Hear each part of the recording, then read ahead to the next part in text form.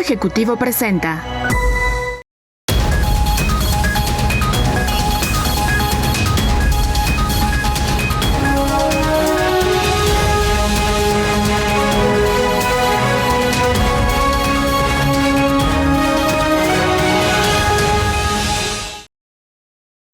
Hola, ¿qué tal, queridos amigos? Los saluda el doctor Enrique Pressburger. Bienvenidos a su programa Factor Económico.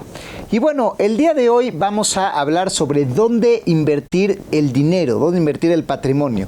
Estamos viviendo momentos complicados de alzas sin precedentes de tasas de interés. Bueno, tal vez no sin precedentes en históricos, pero sí en los últimos años, porque estamos viviendo inflaciones como no las habíamos visto en décadas, en 30, 40 años. Estamos viendo eso en Estados Unidos, estamos viendo también récords en México, récords en todos lados del mundo, y básicamente lo que nos debe de preocupar cuando vemos todos estos análisis de inflación y de problemáticas macroeconómicas es cómo nos impacta al bolsillo. Y primero lo que hay que entender para realmente ver y entender este impacto es cómo la macroeconomía nos llega finalmente a la bolsa. Pues bien, lo que ocurre acá es que estamos en un escenario inflacionario sin precedentes que sin embargo no viene de una economía sobrecalentada, sino viene de la impresión artificial de dinero. Es decir, normalmente cuando los gobiernos suben las tasas de interés en una mecánica que se viene haciendo pues prácticamente desde la Segunda Guerra Mundial, con los tratados de Bretton Woods, con de alguna manera el tema de los bancos centrales, toda esta política monetaria mundial que se viene haciendo pues desde la reactivación del mundo de la guerra, pues es un tema donde cuando la gente gasta demasiado y la gente sale a consumir y viene este ímpetu de consumo, pues los precios por exceso, digamos, de demanda empiezan a subir. Entonces lo que hacen los bancos centrales es subir las tasas de interés para enfriar un poco la economía y que la gente diga, bueno, pues en lugar de gastar y gastar, mejor ahorro un poco porque ya me están dando más intereses, digamos, pues los treasuries gubernamentales, los CETES en este caso, o los fondos de deuda, entonces me paga más interés ahorrar, entonces prefiero no gastar y mejor me voy al ahorro, igual con los grandes fondos de inversión. Por eso es que normalmente la política monetaria, cuando hay mucha inflación, los precios están subiendo, pues esto se ataca de alguna manera subiendo las tasas de interés para incentivar el ahorro. Eso es lo que se llama política económica restrictiva, porque restringe, digamos, la economía para que se ralente un poco. Sin embargo, esta fórmula que pareciera una fórmula matemática rígida que se viene pues ya haciendo, pues no sé, 80 años, pues ya no hace tanto sentido en el mundo del futuro porque las variables de la ecuación cambian. Es decir, ¿qué pasa cuando la inflación no viene necesariamente del gasto desmedido de las personas y las familias, sino de la impresión artificial de los gobiernos? Y esto básicamente es una tendencia que ya se venía dando en el mundo. De alguna manera estamos en un mundo que debe más de lo que produce, que está sobreendeudado. Es un mundo que debe más o menos 4 veces lo que produce, lo cual es ridículo. De alguna manera es un círculo vicioso donde pues digamos que los gobiernos emiten deuda, se prestan unos a otros o imprimen dinero para poder sostener un nivel de gasto y un nivel de vida, y lo que cobran de impuestos no es suficiente para cubrir este nivel de gastos, lo cual hace que tengan que pedir más deuda prestada y estamos en un tema de gobiernos en déficit. Esto ya se venía dando durante varios años. Sin embargo, esto tuvo una explosión y esto se exponenció con el tema de la pandemia, donde precisamente los gobiernos con de alguna manera el argumento de dar estímulos económicos, al condonar impuestos o al intentar regalar cheques de desempleo o al intentar inyectar dinero en la economía, lo que hicieron es todavía endeudar aún más a sus países con respecto a la producción y hacer más difícil el pago de deuda. Sin embargo, esto al final no es un free lunch, no es un lunch gratis. Toda esta impresión de dinero, pues tarde o temprano se tiene que pagar. Entonces, la única manera de hacerlo, pues es a través de los impuestos. Entonces, estamos en una encrucijada donde, pues la economía, de alguna manera, no es sostenible en un tema deuda-producción. Los gobiernos se están endeudando más y más y más en una espiral que parece que no tiene fin.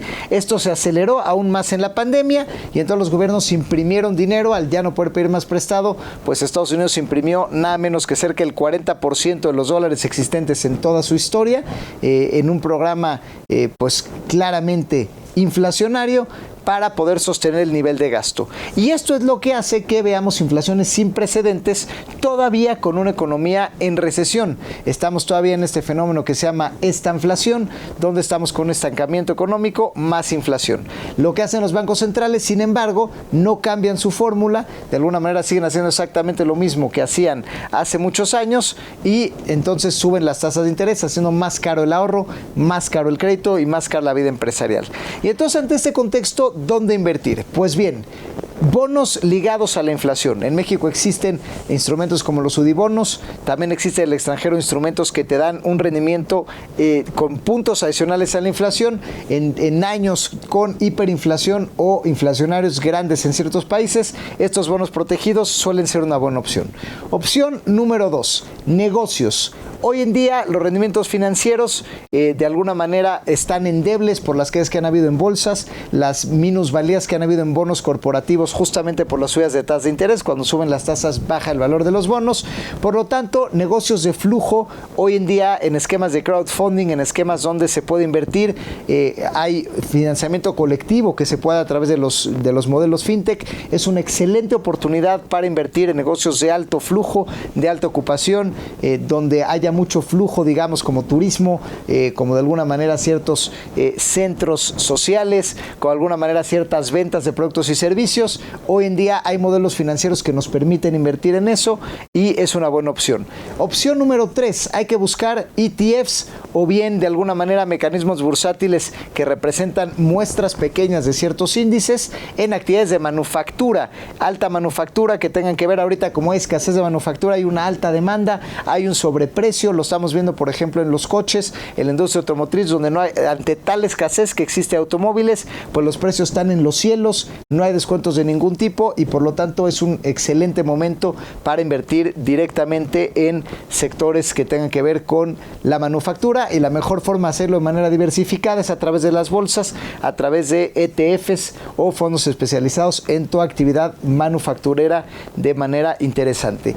Y por último, bienes raíces. También hoy en día las bienes raíces están comenzando a subir de precio de manera interesante porque pues de alguna manera la población ha seguido creciendo y es una demanda inelástica, es decir, la gente en crisis o no crisis sigue necesitando vivienda.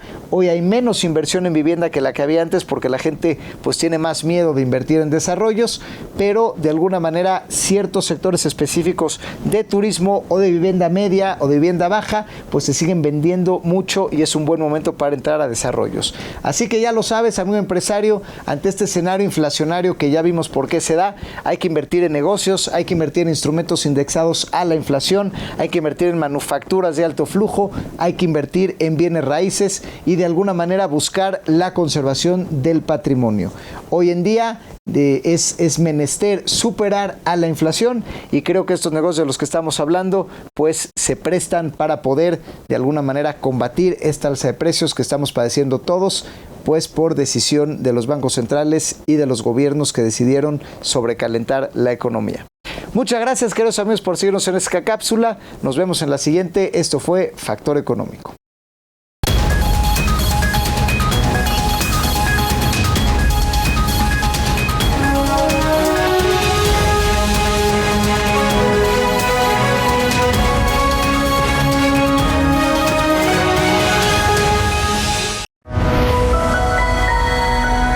Mundo Ejecutivo presentó